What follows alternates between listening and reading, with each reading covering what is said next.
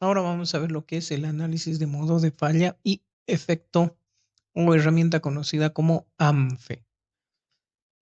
La esencia de un análisis de modo de falla y efectos, en este caso porque puede tener varios y fallas también, es el estudio del riesgo y su posterior reducción o mitigación de los efectos, por supuesto, aquellos no deseados.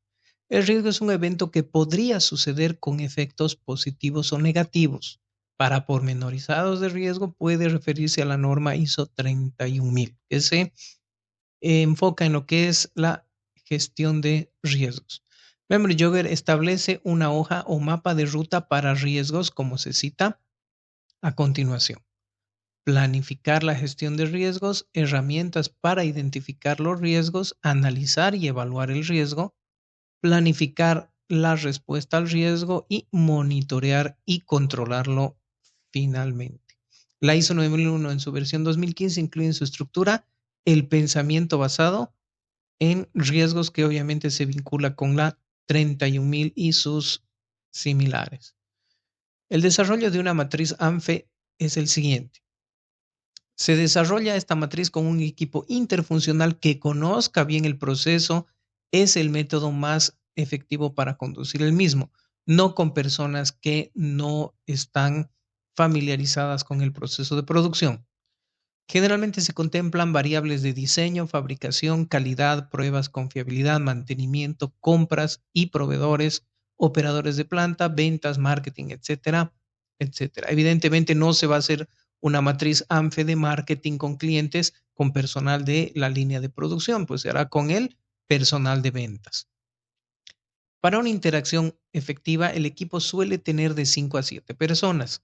Si se necesitan expertos adicionales para proporcionar información sobre cuestiones de seguridad, normativas, legales o similares, se los incluye en el equipo como expertos en la materia. Identificar el alcance del ANFE, por ejemplo, es por concepto, sistema, diseño, proceso o servicio u otro tipo más de ANFE que pudiera tomarse en cuenta. ¿Cuáles son los límites o limitantes? ¿Cuán detallados deberíamos ser? Obviamente no se busca la perfección absoluta cuando uno está comenzando a utilizar las herramientas. Es más, se las tiene que mejorar con el tiempo. ¿Cuál será el enfoque general del esfuerzo en el que el equipo va a trabajar? A continuación vamos a mostrar un diagrama de flujo con 3 pasos a seguir para la elaboración según Munro Roderick en su versión 2015. Por ejemplo, ¿cuáles son los requisitos, funciones o atributos? Comenzamos con esta cuestión, con esta pregunta, y nos preguntamos qué puede salir mal. Sin funcionamiento, con funcionamiento parcial, excesivo, degradado en el tiempo, función intermitente o involuntario. Como paso 1, vamos a ver cuáles son los efectos, los vamos a enlistar y enumerar, y vamos a ver cuán dañino o nocivo es. También generalmente se coloca un puntaje ponderado que lo vamos a hacer un poquito más adelante, aunque debería saber porque tiene un nivel amarillo. ¿Qué se puede hacer posteriormente? Cambios de diseño, de proceso, controles especiales, cambios estándares, procedimientos o guías. Como paso 2, tenemos cuáles son los efectos, cuán dañino o nocivo es, y como paso 3 vemos cómo se puede prevenir y detectar. Finalmente, podemos ver que en lo que se puede hacer tenemos que determinar cuán efectivo es el método de detección. Ahora, de manera más cristiana, un poco más sencillo, podemos ver aquí, por ejemplo, un ejemplo, ¿no? Tenemos una herramienta de ANFE desarrollada en un Excel, ¿no? Tenemos el área, el proceso, el equipo, el identificador, número de ANFE, si es que fuera necesario, tenemos la fecha responsable y equipo, que es lo que se ve llenando. Tenemos el proceso función, que es, por ejemplo, la planta de terminación en ambos casos, el modo de falla potencial es la encajonadora y, por otro lado, el pulido. Efecto potencial de la falla, paro de la máquina, falta de pulidores. La severidad en el caso de que se suscite, en este caso, por ejemplo, está trabajando del 1 al 10, entonces es una severidad alta en ambos eh, casos. Causas o mecanismos que se pueden tratar de identificar, por supuesto, puede ser más de uno. Fallo eléctrico o mecánico del sistema neumático, falta de unidades abrasivas en el segundo caso. La ocurrencia, cuántas veces está sucediendo o va a suceder en base al histórico, obviamente, ¿no? Del 1 al 10 es muy frecuente. En este caso, del 1 al 10 no es muy frecuente, no pasa con mucha frecuencia, ¿no? ¿Cuál es el control actual que se tiene? Ninguno. En el segundo caso, tenemos un inventario estimativo. No tenemos un inventario exacto, ¿no? Más o menos tenemos 3 cajas, consumimos una caja por mes, entonces nos quedan dos, ¿no? Nos queda 2 meses de producto. Sin embargo, la importación tarda 6 meses, ¿no? Entonces es importante. ¿Para qué? Para que se pueda vincular con las otras áreas y se pueda optimizar con el tiempo. Bueno, la detección quiere decir cuán fácil es de detectar. En este caso, sí, un 6 es relativamente fácil, 5 sería un intermedio, ¿no? Y 10 perdón, es al revés en este caso. Lo que queremos es minimizar. Entonces, la detección es un poco difícil de identificar. Aquí, un intermedio. Si tuviera un nivel bajo como 1 o 2, la detección sería bastante simple, ¿va? Se identifica con facilidad visual o audiblemente, ¿no? Eso es importante, la detección. Y el resultado final, que no es nada más que la multiplicación de la severidad por la ocurrencia, por la detección. Tenemos en este caso, un parámetro, un KPI bastante alto. En este caso, comparando con otros, tendríamos que ver cuál es el que tiene más prioridad porque es el más alto. ¿Cuáles son las acciones recomendadas? Evaluar mantenimiento preventivo y capacitar a los encargados acerca del funcionamiento.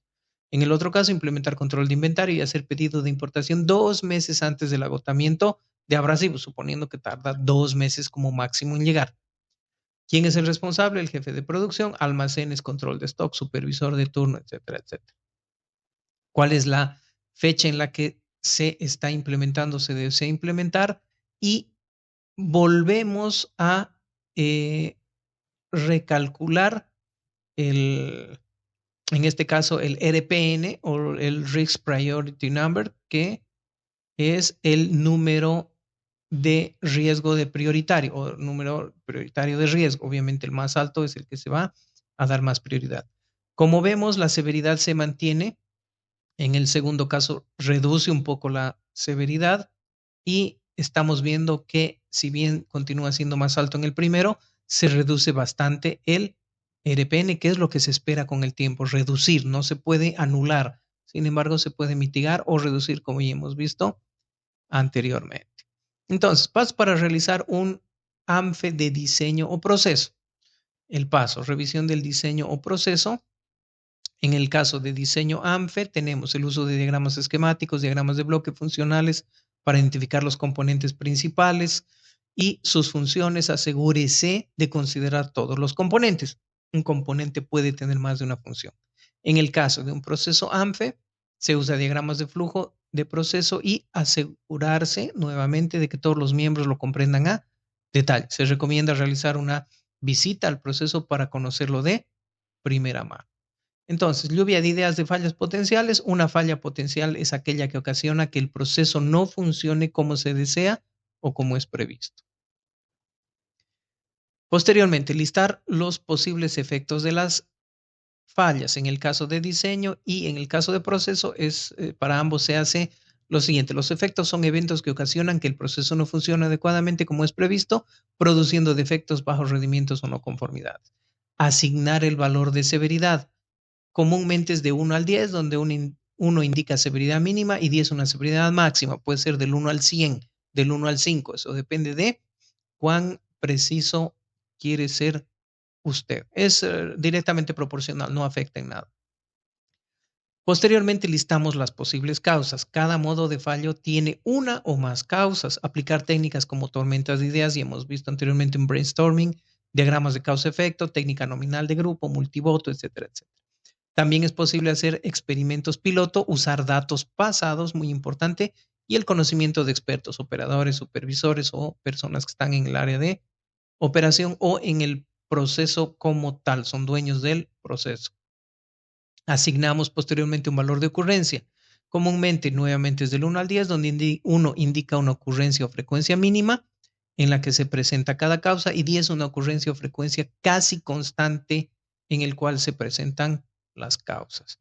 Posteriormente vamos a ver cuáles son los controles actuales en ambos casos ya sea de diseño o proceso, se identifican los controles para identificar las causas que ocasionan las fallas que hemos visto anteriormente. Ejemplo, temperatura, velocidad, control, defectos, etcétera, etcétera. Asignamos un valor de detección. Este valor también es del 1 al 10, donde 1 se detecta con mucha facilidad y 10 indica que es prácticamente indetectable.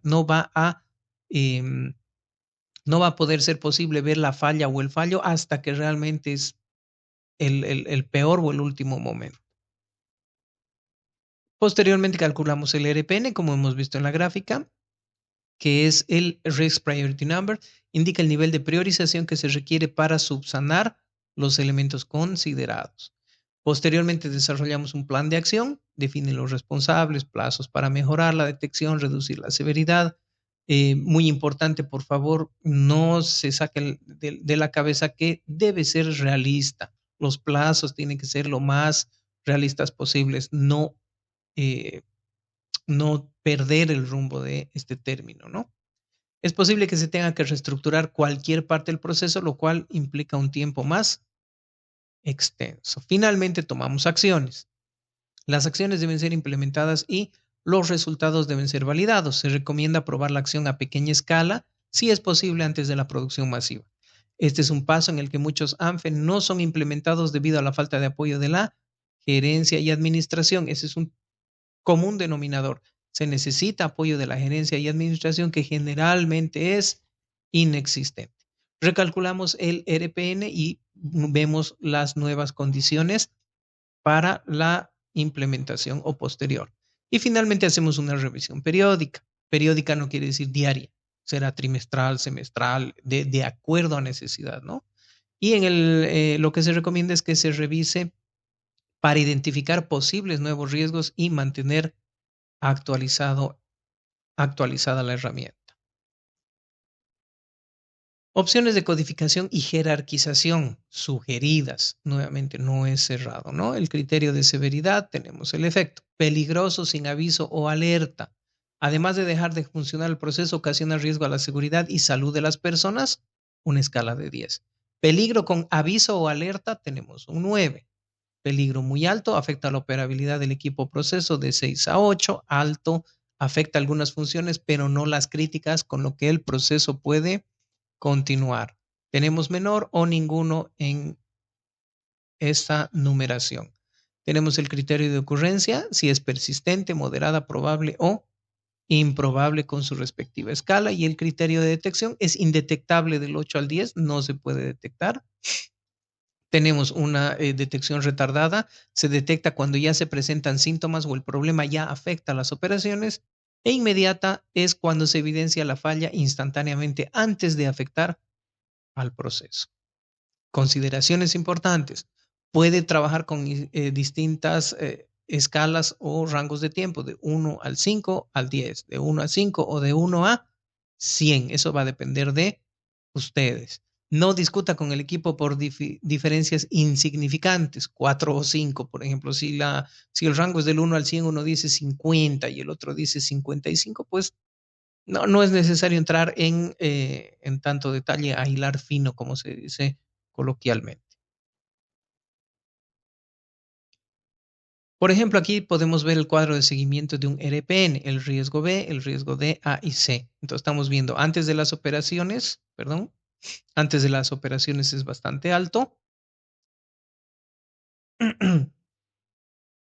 Después del tomar acciones estamos viendo que se reduce. En el caso del riesgo C no se ha reducido mucho, pero es importante para hacer el seguimiento. Probablemente este riesgo es muy difícil de recalcular. Y tenemos un RPN ideal que en este caso podría ser 100. Eso con el tiempo y con la estadística, con los datos históricos se puede hacer, ¿no? Entonces, aquí tenemos, por ejemplo, un diagrama de Gantt para hacer un seguimiento del riesgo B, D, A y C. Entonces estamos viendo como el más alto es el B, tiene mayor prioridad. Se ha planificado que se lo va a controlar en un lapso de 4 meses. Sin embargo, en este caso se ha implementado en 5, ¿no? El riesgo D se lo ha implementado un poco antes, un mes antes de lo previsto y se terminó a tiempo. Y está, etcétera, etcétera, con los siguientes riesgos que nos sirven mucho para hacer un seguimiento detallado. Con esto terminamos y continuamos en la sección siguiente.